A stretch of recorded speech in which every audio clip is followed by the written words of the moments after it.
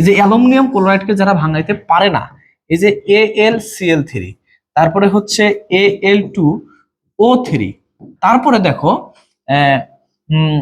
এখানে আমরা আর একটা দিলাম, যেমন ম্যাগনেসিয়াম অক্সাইড, তারপরে ধরো যে এই যে HClO4, এই যে দিয়ে দিলাম। এবার আমরা কেএসপি যেটা বের করব, যারা ভাঙাইতে পারে না, যৌগগুলো ভাঙাইতে পারে না, তারা কি কেএসপি পারবে না? অবশ্যই পারবে। চলো দেখি। এই যে এইটাকেও ভাঙাইতে পারতেছে না, তারপরেও আমি এখানে কেএসপি বের করা যায়। বলো তো এখানে অ্যালুমিনিয়াম কয়টা আয়ন আছে? একটা না? তাহলে তুমি একটা এস লেখো। কিন্তু এখানে ক্লোরিন কয়টা আছে বলো তো? তিনটা না?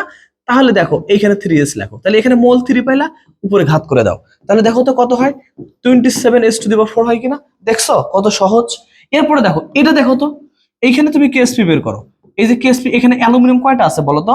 অ্যালুমিনিয়াম আছে দুইটা। তাহলে দুইটা যদি হয় তাহলে তুমি কত লিখবা বলো? 2s, তার উপর কত হবে? মোলটা ঘাত হয়ে গেল, ইনটু কয়টা অক্সিজেন আছে? তিনটা না? তাহলে 3টা s, তার উপর কত দিয়ে দাও? 3 দিয়ে দাও। দেখো তো কত হয়? গুণ করলে 108s⁵। এরপর দেখো এইখানে বের করো তো, এইখানে কেএসপি কত হবে? ম্যাগনেসিয়াম বলো তো কয়টা আছে?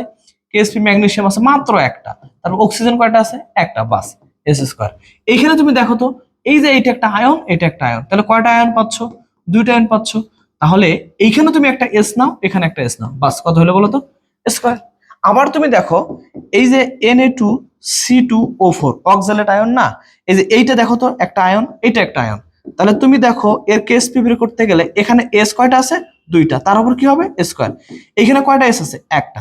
তো দেখো তো 4s³। দেখতে পারছো?